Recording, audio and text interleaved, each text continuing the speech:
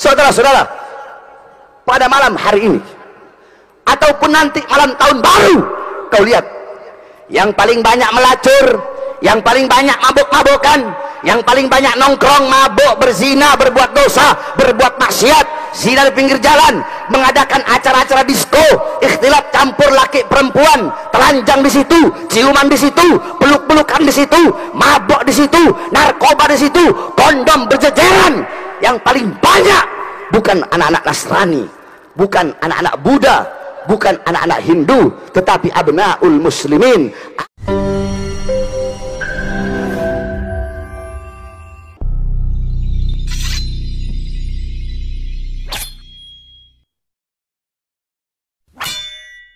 Saudara-saudara, saya perhatikan, saya lihat orang-orang zaman sekarang pagi, siang, sore, malam sibuk dengan handphonenya. Betul?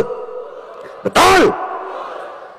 Mulai dari anak kecil umur 7 tahun, 6 tahun, 4 tahun, 5 tahun, 6 tahun, 7 tahun, 8 tahun, yang kecil, yang muda, yang tua, sibuk dengan handphonenya. Saudara-saudara, kasihan anak-anak kecil zaman sekarang, masa kecilnya, kebahagiaan-kebahagiaan, keceriaan-keceriaan masa kecil direnggut, direbut oleh handphone. Saudara-saudara, suami sibuk main handphone, istri sibuk main handphone, suami istri hadap-hadapan bukan ngobrol, sibuk main handphone kayak orang goblok, hadap-hadapan main handphone. Iya kan? Iya kan? Iya, kayak orang goblok, kayak orang bego. Handphone menjauh, mendekatkan orang-orang yang jauh, tetapi kebanyakan handphone bisa menjauhkan orang-orang yang dekat. Saudara-saudara, betul? Ayo ibu-ibu, anak-anak kalian masih kecil main handphone kan? Main handphone kan? Saya tanya kalian semua, jawab yang keras. Kalian setiap hari, setiap saat, setiap jam lebih banyak pegang handphone atau pegang Quran? Setiap saat kalian pegang handphone. Bukan berarti nggak boleh, silahkan kalian main handphone, silahkan. Kalau perlu kan makan itu handphone, main handphone kalian, tetapi ingat waktu. Al-Quran kalian berdebu, Al-Quran kalian letakkan, Al-Quran kalian geletakkan di rumah kalian. Kalian sibuk pagi, siang, sore, malam handphone. Ustadznya, kiainya, habibnya sibuk TikTok. Ustadz TikTok, kiai TikTok, habib TikTok. Silahkan main handphone, nggak apa-apa. Akan tetapi jangan sampai handphone menjadi sebab hubunganmu dengan Allah jauh. Jangan sampai handphone menjauhkan hubunganmu dengan Allah, apalagi handphone menjadi sebab putus hubungan engkau dengan Allah Subhanahu wa ta'ala. Lihat orang sekarang, pagi, siang, sore, malam, apalagi malam ini lagi libur, 25, besok 26, 27, sampai malam tahun baru. Saudara-saudara, makanya shadaqar Rasul, memang betul apa yang disampaikan oleh Nabi kita, Nabi Muhammad SAW.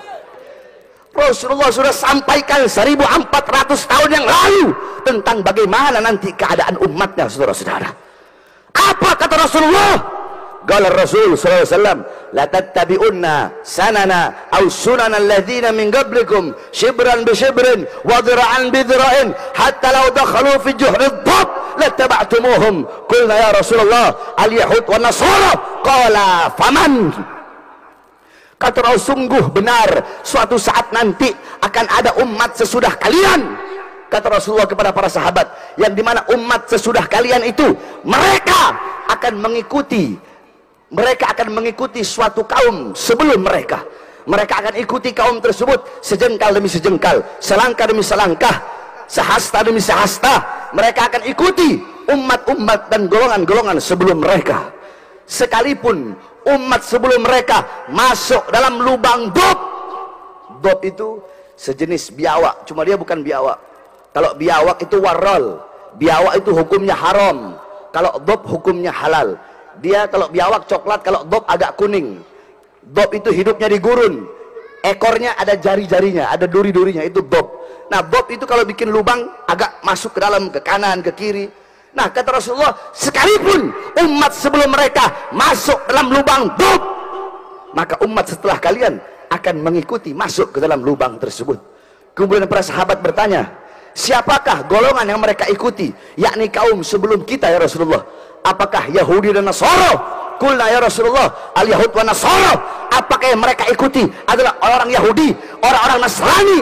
Qala, Rasulullah menjawab, faman, siapa lagi kalau bukan mereka? Coba kita lihat, saudara-saudara, pada malam hari ini ataupun nanti malam tahun baru, kau lihat yang paling banyak melacur, yang paling banyak mabuk-mabukan, yang paling banyak nongkrong, mabuk, berzina, berbuat dosa, berbuat maksiat, zina di pinggir jalan, mengadakan acara-acara disko, ikhtilat campur laki perempuan, telanjang di situ, ciuman di situ, peluk-pelukan di situ, mabuk di situ, narkoba di situ, kondom berjejeran. Yang paling banyak bukan anak-anak Nasrani, bukan anak-anak Buddha, bukan anak-anak Hindu, tetapi abnaul muslimin, anak-anak Islam, putra-putri Islam yang paling banyak berbuat dosa, yang paling banyak berbuat maksiat, baik di malam tahun baru, malam Natal, ataupun malam minggu setiap minggunya, saudara-saudara. Betul? Yang paling banyak anak-anak Islam, yang paling banyak putra-putri Islam, anak-anak kita jauh dari Allah, jauh dari Rasulullah, yang mereka ikuti budaya barat, gaya berpakaian barat, gaya berpakaian seperti Tarsan, perempuan-perempuan yang pakai rok mini, telanjang. Syariat Islam dianggap asing, syariat Islam dianggap ketinggalan zaman. Mereka mengambil pakaian orang barat, pola pikir seperti orang barat, gaya hidup seperti orang barat, seperti orang Yahudi, seperti orang Nasrani. Makanya Allah katakan dalam Al-Quran apa? Yakni Allah SWT berfirman, yakni millah, Allah mengatakan walan tardu angkal yahud walan nasara hatta tattabi'a dinakum. Bukan orang Yahudi, orang Nasrani tidak akan ridha kepada kalian sehingga kalian mengikuti agama mereka. Bukan itu, bukan mengikuti. Mereka tidak butuh engkau masuk ke dalam agama mereka. Tetapi kata Allah dalam Al-Quran, yakni mengikuti millah, walan tardu angkal yahud walan nasara hatta tattabi'a millah, mengikuti ajaran mereka, mengikuti gaya hidup mereka, mengikuti pola pikir mereka. Ini yang terjadi zaman sekarang, saudara-saudara. Anak-anak mudanya berbuat dosa, berbuat maksiat, lupa kepada Allah. Makanya Allah kasih bencana dan musibah kepada kita. Allah sudah bilang di Al-Quran, yakni ma asabakum min musibatin fabima kasabat aidikum. Apa-apa yang menimpa kalian daripada musibah, daripada bala, daripada bencana, itu akibat perbuatan tangan kalian. Makanya kalau Allah kasih gempa bumi, kalau Allah kasih banjir, Allah kasih tsunami, Allah kasih longsor, jangan bertanya kepada Allah, ya Allah, kenapa kau berikan kami gempa bumi? Ya Allah, kenapa kau berikan tsunami? Kenapa kau berikan banjir? Kenapa kau berikan kebakaran? Jangan bertanya kepada Allah, tapi tanyakan kepada diri kita, tanyakan kepada diri saya Bahar bin Smith, tanyakan kepada anak-anak muda kita, tanyakan kepada orang tua kita, tanyakan kepada para tokoh masyarakat kita, tanyakan kepada para ulama-ulama, tanyakan kepada para ustadz, para kiai, para habaib, tanyakan kepada para pemuka-pemuka agama, tanyakan kepada para pemimpin-pemimpin majelis taklim, tanyakan kepada takmir masjid, tanyakan kepada para penghafal Al-Quran, tanyakan kepada para ulamanya, para kiainya, para habaibnya, tanyakan kepada para pejabatnya, para aparatnya, tanyakan kepada para pemerintahnya, tanyakan kepada para penegak hukumnya, dari RT, RW, lurah, camat, bupati, wali kota, gubernur, menteri, presiden.